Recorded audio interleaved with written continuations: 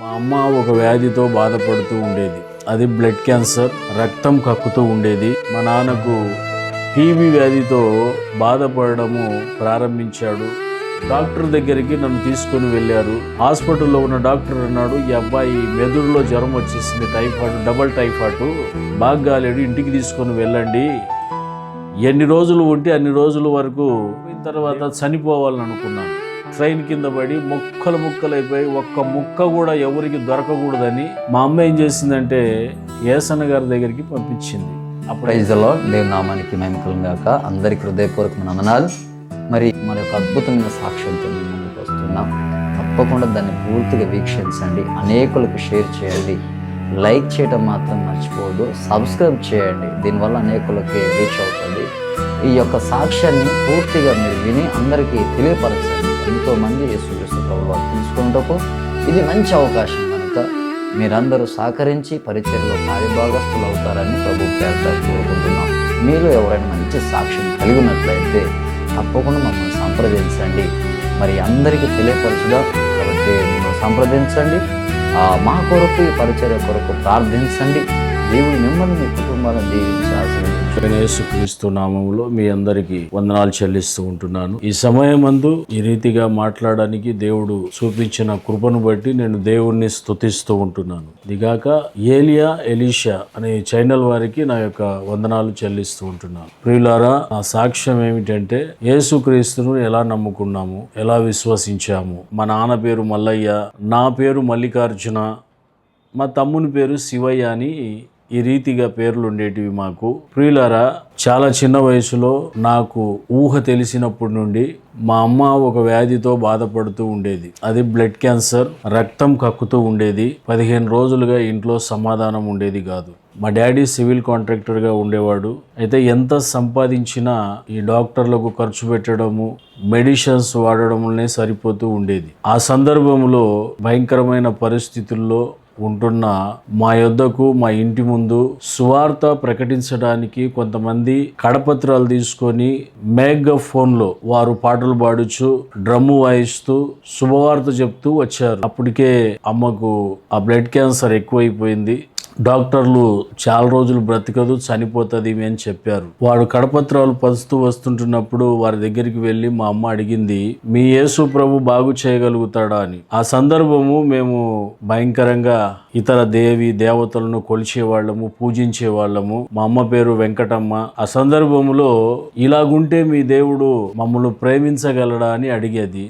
వారన్నారు, పర్వాలేదమ్మా, ఎలాంటి వారైనా, ఏ జాతికి ఏ కులానికి చెందిన వారైనా యేసు ప్రభు ప్రేమిస్తాడు అని వారు చెప్పారు. అప్పుడు అమ్మ అడిగిన విషయం ఏమిటంటే, మీ యేసు ప్రభు నన్ను బాగు చేయగలుగుడా ఈ వ్యాధి నుండి అంటే, బాగు చేస్తాడమ్మా, మీరు ప్రార్థన చేయండి, ఒక మందిరానికి వెళ్ళండి అని వారు సలహా ఇచ్చారు. అప్పుడు వారితో అడ్రస్ తీసుకొని యేసుక్రీస్తు గురించి ఎక్కడైతే వాక్యం చెప్తారో, ప్రార్థన చేస్తారో, దేవుని స్తుతిస్తూ ఆరాధిస్తారో వారి మధ్యలోనికి వెళ్ళడము జరిగింది. ఒక 6 నెలల తర్వాత ఆ కక్కుతున్న రక్తము కక్కకుండా దేవుడు అమ్మను స్వస్థపరిచాడు, అంటే బాగు చేశాడు. రక్తం కక్కడము ఆగిపోయింది. అలాగే ప్రార్థనకు వెళుతూ ఉండేది ఒంటరిగా. ఆ తర్వాత మాకు, మా డాడీకి, మీరు కూడా రండి ప్రార్థనకు, దేవుడు నన్ను బాగు చేశాడు అనే విషయాన్ని మాకు చెప్పినప్పుడు మా డాడీ కోపంగా మాట్లాడాడు. యేసు ప్రభు అమెరికా దేవుడు, విదేశాల దేవుడు, ఆయన్ను ఎలా మనం వెంబడించగలుగుతాము? మనకింతమంది దేవతలు ఉండగా ఎందుకు ఆయన్ను మనం వెంబడించాలి, ఎందుకు మనం పూజించాలి అన్నప్పుడు మా అమ్మ ఒకే మాట అన్నది, ఇంతమంది దేవుళ్ళు ఉండగా నా వ్యాధి బాగు చేయలేదు. నేను అనేకమైన మందిరాలకు వెళ్ళాను, పుణ్యక్షేత్రాలకు వెళ్ళాను, ఎవరు ఏది అడిగితే వారికి అది ఇచ్చాను, పలు విధములైన స్థలాలకు వెళ్ళి నేను పూజించాను, కానీ ఈ వ్యాధి నాకు గుణమవ్వలేదు, సరికాలేదు, స్వస్థపరచబడలేదు. గనుక యేసు ప్రభు దగ్గరికి వెళ్ళి నేను ప్రార్థించగా నాకు బాగైపోయింది, స్వస్థత కలిగింది అని మా డాడీకి రీతిగా చెప్పడం ద్వారా మా డాడీకి కోపం వచ్చి పళ్ళు కొరుకుతూ ఎడాపెడా అని వాయించేశాడు. కొట్టేశాడు. అయినా యేసు ప్రభుని విడవలేదు అమ్మ. చర్చికి వెళుతూ ఉండేది, ప్రార్థన మందిరానికి. తిన్నగా మమ్మల్ని తనతో పాటు తీసుకొని వెళ్ళేది. అప్పుడు ప్రియమైన దేవుని బిడ్డలారా, అక్కడ దేవుడు దర్శించాడు అమ్మను. 1 సంవత్సరం అయింది, 2 సంవత్సరాలు అయినాయి, 3 సంవత్సరాలు అయింది. ఈ రీతిగా 3 సంవత్సరాల తర్వాత పూర్తిగా శరీరంలో క్యాన్సర్ లేకుండా బాగైపోయింది. ప్రభు నామానికి మహిమ కలుగునుగాక. పూర్తిగా అప్పుడు ఆ సంఘంలో వెళ్తున్న దైవజనులు, మీరు బాప్తిజం తీసుకోవాలి అని అన్నాడు. అన్న వెంటనే ఇంటికి వచ్చి బాప్తిజం తీసుకోవాలి అయ్యా అని మా నాన్నగారితో అంటే ఆ విషయానికి ఒప్పుకోలేదు. ఒప్పుకోకుండా చాలా రోజుల వరకు అలాగే బాధిస్తూ ఉండేవాడు, వేధిస్తూ ఉండేవాడు, వెళ్ళనిచ్చేవాడు కాదు. అయితే వెళుతూ ఉండేది, తెలియకుండా ప్రార్థనలకు మందిరానికి వెళుతూ ఉండేది, ప్రార్థించేది, దేవుణ్ణి ఆరాధిస్తూ ఉండేది. కొన్ని సంవత్సరాలు ఈ రీతిగా గడవంగా పాస్టర్ గారు ఒకవైపు బాప్తిసం పొందాలమ్మా పాప క్షమాపణ నిమిత్తం అంటే, మా భర్త రక్షింపబడితే నేను బాప్తిసం పొందుతానయ్యా అని పాస్టర్ దగ్గర చెప్పింది. ఆ తర్వాత మా నాన్నకు అనారోగ్యము శరీరంలో ప్రవేశించింది. టీబీ వ్యాధితో బాధపడము ప్రారంభించాడు. బాంబేలో సివిడి హాస్పిటల్, టీబీ హాస్పిటల్ ఉంటుంది. ఆ టీబీ హాస్పిటల్లో అడ్మిట్ చేశారు కొద్ది రోజుల వరకు. కానీ ఆ వ్యాధి బాగా కాలేదు. హాస్పిటల్లో ఉండంగా కూడా యేసుక్రీస్తు గురించి ఆ పడుకలో ఉండంగా అమ్మ ప్రతిదినము కొద్దిగా ఆహారం తీసుకొని వెళ్ళేది. మేమందరం హాస్పిటల్ బయటనే ఉండేవాళ్ళము. లోపలికి చిన్నపిల్లలను అలౌ చేసేవారు కాదు. ఆ సందర్భంలో పడక మీద ఉండగానే యేసుక్రీస్తు గురించి సువార్త చెప్పిందమ్మ. నన్ను బాగు చేసిన దేవుడు నిన్ను కూడా బాగు చేస్తాడు, నన్ను స్వస్థపరిచిన దేవుడు నిన్ను స్వస్థపరుస్తాడు అని చెప్పగా ఒక 3 నెలల తర్వాత హాస్పిటల్ని యేసుక్రీస్తును నమ్మాడు. ఆ యొక్క పడక మీద ఇంటి దిగి ప్రార్థించాడు, మారు మనసు పొందాడు. మారు మనసు పొందిన తర్వాత డాక్టర్ అన్నాడు, మీరు ఇంటికి తీసుకొని వెళ్ళండి, అక్కడ ఇంట్లో ఉంటూ మెడిసిన్ వాడండి అని చెప్పాడు. ఇంట్లో ఉంటూ మెడిసిన్ వాడుతూ వచ్చాడు. అలాగ ఒక 2-3 సంవత్సరాలు జరిగిన తర్వాత ఇద్దరు మళ్ళీ మందిరానికి వెళ్ళడం ప్రారంభించారు. వారితో పాటు మేము వెళ్ళడం ప్రారంభించాము. ప్రియులారా, ఇద్దరు కలిసి తండ్రి కుమార పరిశుద్ధాత్మ నామంలో బాప్తిసం పొందారు బాంబేలోనే.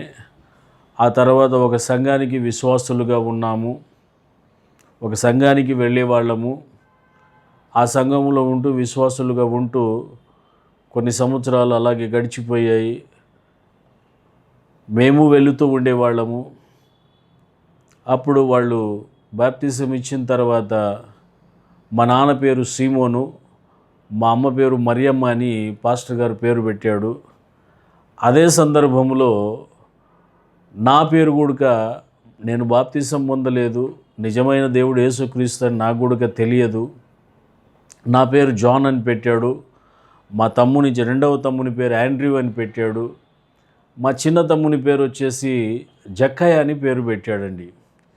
ఈ రీతిగా మా ఆత్మీయ జీవితం కొనసాగుతూ ఉంటే ఒకరోజు అకస్మాత్తుగా నాకు మెదడులో జ్వరం వచ్చింది, టైఫాయిడ్ 110 డిగ్రీలు. డాక్టర్ దగ్గరికి నన్ను తీసుకొని వెళ్ళారు. ఇరుగు పొరుగు వారు కూడా అన్నారు, అడ్మిట్ చేయండి హాస్పిటల్లో, బాగైపోతాడనండి. హాస్పిటల్లో ఉన్న డాక్టర్ అన్నాడు, ఈ అబ్బాయి మెదడులో జ్వరం వచ్చేసింది, టైఫాయిడ్, డబల్ టైఫాయిడ్, ఇది గుణమవ్వదు, బాగాలేడు, ఇంటికి తీసుకొని వెళ్ళండి, ఎన్ని రోజులు ఉంటే అన్ని రోజుల వరకు దేవుడు మిమ్మల్ని కనికరించినాడు అనుకోండి అని పంపించేశారు. ఇంటికి తెచ్చారు, మంచం మీద వేశారు, మంచం మీద పండుకున్నాను. ఇరుగు పొరుగు వారందరూ ఏడుస్తూ ఉన్నారు. అప్పుడు మా ఇల్లు ఒక రోడ్డు మీద, ఫుట్పాత్ మీద ముంబైలో ఉండేవాళ్ళమండి మేము. మంచి స్థలం లేదు అప్పుడు, ఎందుకంటే అప్పటికే ఈ రోగాల ద్వారా ఉన్న డబ్బంతా ఖర్చు అయిపోయింది. మా దగ్గర ఏమీ లేదు. మమ్మల్ని చూసిన వారు కూడా మొఖాలు తిప్పుకునేవారు, ఎదురు పడితే దారి తప్పుకొని వెళ్ళిపోయేవారు. ఎక్కడ డబ్బు అడుగుతారో వీళ్ళు, ఎక్కడ సహాయం అడుగుతారో అని. వేసుకోవడానికి మంచి బట్టలు ఉండేటివి కాదు, మంచి ఆహారం ఉండేది కాదు. అలాంటి పరిస్థితికి దిగజారిపోయి ఉంటామండి. ప్రియులారా, ఆ మంచం మీద ఉంటున్న నన్ను చూసి బంధువులు, రక్త సంబంధులు ఏడ్చేవారు. ఇక వీడి పని అయిపోయింది, ఇక వీడు కొద్దిసేపులో చనిపోతాడు, చావుకు కావలసిన ప్రతి ఒక్కటి సిద్ధపరచుకోండి అనే రీతిగా మా అమ్మను చాలా మాటలతో వేధించారు, బాధించారు, కష్టపెట్టారు. అప్పుడు అమ్మ ఏం చేసిందంటే వెళ్ళి ఇంట్లో కూర్చొని కన్నీటితో ప్రార్థన చేసింది. ప్రభువా, నాకు నూతనమైన జీవితాన్ని ఇచ్చావు, నా భర్తను కాపాడావు, రక్షించావు, ఆయనకు మీరు నూతన జీవితాన్ని ఇచ్చారు. నా ఇంటికి పెద్ద కుమారుడు ప్రభువా, వీడు బ్రతుకుతే నీ సేవకి ఇస్తానని అమ్మ ఒక సమర్పణ చేసుకున్నది దేవునితో. ఆ సమర్పణ చేసుకున్న ఒక 20 నిమిషాల తర్వాత స్పృహ తప్పి ఉంటున్న నన్ను దేవుడు ఆ బ్రెయిన్ ఫీవర్ నుండి, ఆ జ్వరం నుండి దేవుడు నన్ను స్వస్థపరిచి లేపి కూర్చోబెట్టాడు. అంటే లాస్ట్ స్టేజ్ మరణ పడకలో ఉంటున్న నన్ను దేవుడు లేపి కూర్చోబెట్టాడు. అమ్మను ఆహారం అడిగాను, ఆహారం తిన్నాను. తిన్న తర్వాత ఇక అదే రీతిగా కొద్ది రోజులు ప్రయాణము సాగింది. ఒక సమయం వచ్చింది, బ్యాప్టిజం పొందాను. బ్యాప్టిజం పొందిన తర్వాత ఒక స్థలానికి సేవలోనికి వెళ్ళాను. కొద్ది రోజులు ఆ సేవలో ఉన్నాను. సేవ నేర్చుకోవాలని అమ్మ పంపించేసింది సేవ. ప్రియులారా, ఆ సేవలో ఉంటూ కొద్ది రోజులు మళ్ళీ తిరిగి ముంబైకి వెళ్ళిపోయాను. ముంబైలో యథావధిగా ముంబై వారు ఎలా జీవిస్తారో లోకానుసారులుగా ఆ రీతిగా జీవించడం ప్రారంభించాను. అప్పటికి నా వయస్సు 20 ఏండ్ల నుండి ఒక 26 ఆ మధ్యకాలంలో భయంకరంగా జీవించాను. తినడము, త్రాగడము, గొడవలు పెట్టుకోవడము, రౌడీయిజం చేయడము, ఎవరిని పడితే వారిని నిలబెట్టి నాకు పొవాకు తినడానికి, పొవాకు ఇట్లా పెదవుల కింద పెట్టుకుంటారు, సిగరెట్ తాగడానికి డబ్బులు లేకపోతే కొట్టి డబ్బులు లాక్కునేవాడిని ఇతరులను. అలాంటి పరిస్థితులు జీవించేవారిని. ఇక చాలామంది ఈ లోకంలో తిరుగుతున్న వారితో పాటు భయంకరమైన పరిస్థితి తిరుగుతూ ఉండేవాడిని. రాత్రి 2 గంటలకు 3 గంటలకు ఇంటికి వచ్చేవాడిని. వాకిల దగ్గర అమ్మ కూర్చొని ఎదురు చూస్తూ ఉండేది. వీడిని ఎవడు చంపేస్తాడో, ఏ కబరు ఏ సమయం నా ఇంటికి వస్తుందో, ఎక్కడ వీడు చంపబడతాడో అనే యొక్క భయముతో వాకిల దగ్గర కూర్చుండేది. రాత్రి పగులు ప్రార్థన చేసేది, ఏడుస్తూ కన్నీళ్లు గారుస్తూ. ఆ కన్నీళ్ళు, ఆ ప్రార్థనే ఈరోజు ఒక సేవకునిగా మార్చి నన్ను కూర్చోబెట్టి ఉన్నది. ప్రియులారా, 1-2 సార్లు ప్రభు సేవ చేస్తూనే లోకంలోనికి వెళ్ళిపోయాను. లోక ఆశలు, శరీర ఇచ్చలు నెరవేర్చుకుంటూ, శరీర కోరికలు నెరవేర్చుకుంటూ, సంపాదించిన సంపాదన ఇంట్లో డబ్బు ఇవ్వకుండా నేను నా సొంత ఖర్చులను చేసుకుంటూ అలా జీవించేవాడిని. ప్రియులారా, ఈ రీతిగా భయంకరమైన పరిస్థితి నాది. ఈ పరిస్థితిలో ఉండగానే ఒకరోజు నా మనసు కనిపించింది, ఇక నేను చావాలి అంటే. అప్పటికి నా వివాహమైంది. వివాహమయ్యి 2 పిల్లలు ఉన్నారు. ఆ సందర్భంలో భార్యను పిల్లలను వదిలిపెట్టి న్యూ ఇయర్ ప్రార్థన జరుగుతూ ఉంటే, ఆ న్యూ ఇయర్ ప్రార్థనలో అందరూ పైన కూర్చొని ప్రార్థన చేస్తుంటే నేను కింద ఫుల్గా తాగి ఉన్నాను. ఆ న్యూ ఇయర్ ప్రార్థన అయిపోయిన తర్వాత చనిపోవాలని అనుకున్నాను. ట్రైన్ కింద పడి ముక్కలైపోయి ఒక్క ముక్క కూడా ఎవరికి దొరకకూడదని ముంబైలో ఈ రీతిగా నిర్ణయం తీసుకొని, ఆ రోజు ఉదయం 12 అయిందంటే గాన కొత్త సంవత్సరం ప్రారంభం అవుతుంది. ఆ సందర్భంలో నిర్ణయంతో కూర్చున్నాను, ఫుల్గా తాగి.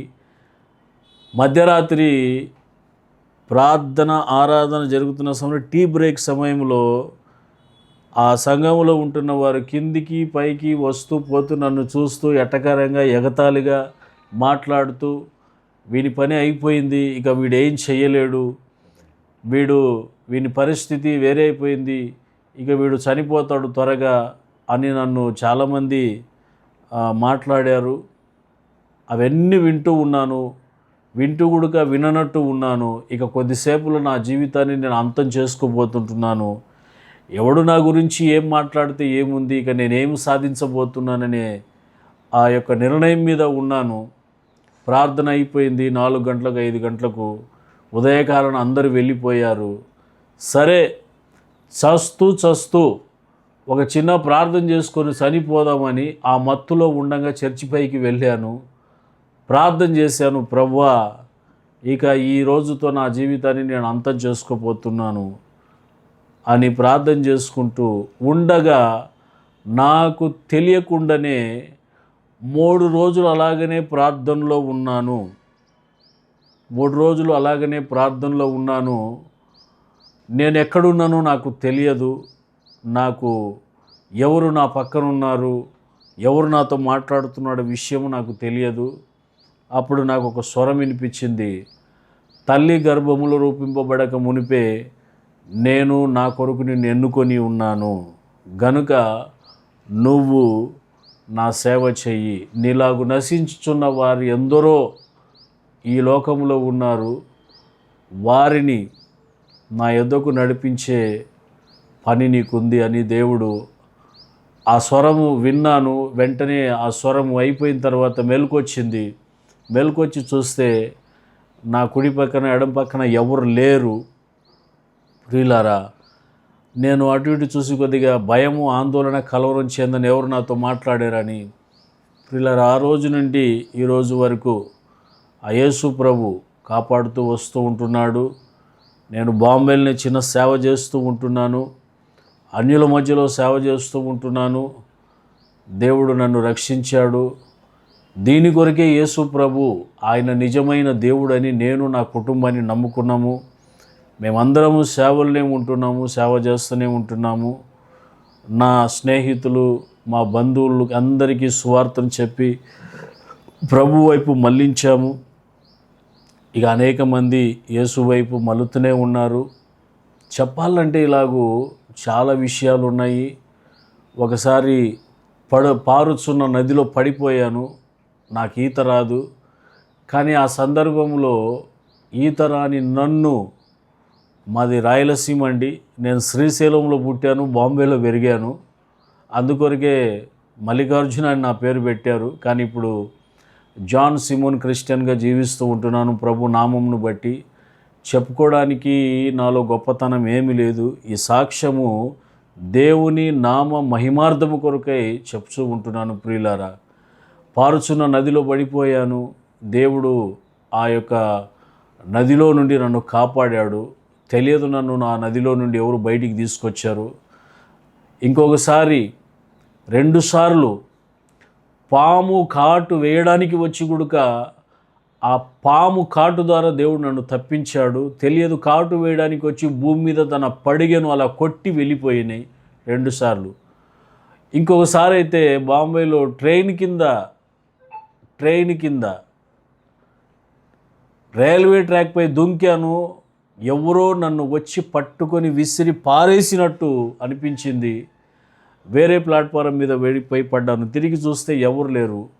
పోలీసు వాళ్ళు వచ్చి నన్ను పట్టుకున్నారు. నా దగ్గర ఉన్న డబ్బులు హక్కున్నారు, తీసుకొని వెళ్ళిపోయారు, నన్ను వదిలిపెట్టారు. ఇలాగూ మరణకరమైన అపాయాల నుండి దేవుడు ఎన్నో విషయాల నుండి నన్ను తప్పించాడు. కారణం ఏమిటంటే ఆయన నన్ను ఎన్నుకున్నాడు కనుక రాబో దినాల్లో ఆయన సేవ చేయాలి, ఆయన నామ మహిమార్థము కొరకే నేను జీవించాలని ఆ దేవుడు నన్ను కాపాడాడు. నేను సగౌరవముగా చెప్పుకోవలసిన విషయం ఏమిటంటే 97లో మా అమ్మ ఏం చేసిందంటే ఏసన్న గారి దగ్గరికి పంపించింది. అప్పుడు ఏసన్న గారు ముంబైకి వచ్చేవాడు. నేను చాలా చిన్న వయసు నాకు. ఒంటరిగా వచ్చేవాడు ఏసన్న గారు. ప్రతి నెల ఆల్ నైట్ ప్రేయర్ ముంబైలో జరిగేది. ఆ సందర్భంలో యేసన్న గారి దగ్గరికి వెళితే నువ్వు బాగుపడతావు, బాగుంటావు అని అంటే, అప్పుడు నేను యేసన్న గారి దగ్గరికి సేవలోనికి వచ్చానండి 97లో. శారదా కాలనీ 24 లైన్లు అక్కడ ఉండేవాడిని. చాలా చక్కగా సేవ నేర్పించేవారు. ఇప్పుడు జరుగుతున్న గుడార్ల పండగ, అదిగాక ఆ మధ్యలో ఆ ఏరియా పేరు లేమల్లి, ఇప్పుడు లేమల్లో జరుగుతుంది గోరెంట్లలో 3 నిట్టాళ్ళ కొట్టం వేసాము. అప్పుడు 3 నిట్టాళ్ళ కొట్టాన్ని వేసి ఆ కొట్టంలో ప్రార్థన జరిగేది. ఆ సందర్భంలో ఒక సేవకు వచ్చాను.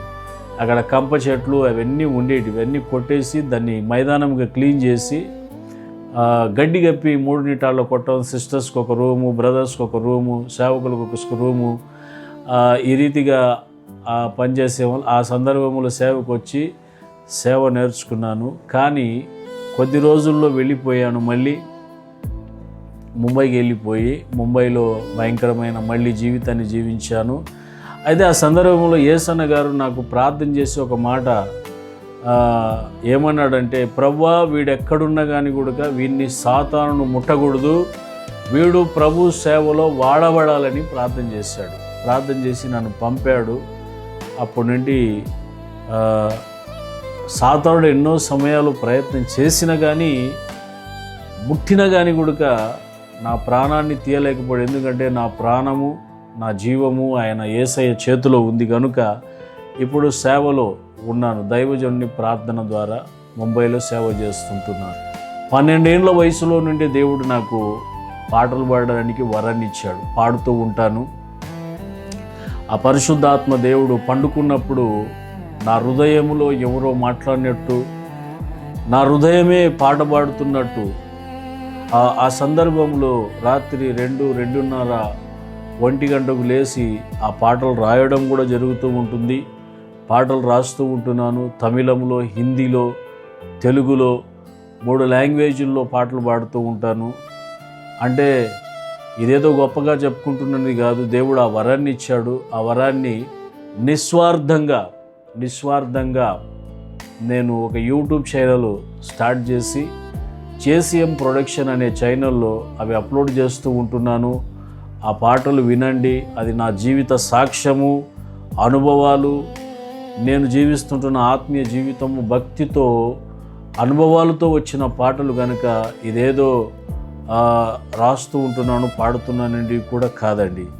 ఈ రీతిగా ప్రభు సేవలో పలు దేశాల్లో వెళ్ళి దేవుణ్ణి పాడి స్తుతించి వాక్యం చెప్తూ ఉంటున్నాను. చిన్న సంఘం ముంబైలో ఉంది మాకు. ఆ సంఘం కాపరిగా ఉంటూ ఆ సంఘాన్ని నడిపిస్తూ ప్రభు ద్వారా నేను నడిపింపబడుతూ ఉంటున్నాను. ఏ పని చేయడం లేదు, పూర్తిగా ప్రభు సేవలో ఉంటున్నాను. మీరు నా గురించి, సేవ గురించి, మా కుటుంబం గురించి, మా 2 కుమారులు, 1 కూతురు, వారి గురించి ప్రార్థన చేయండి.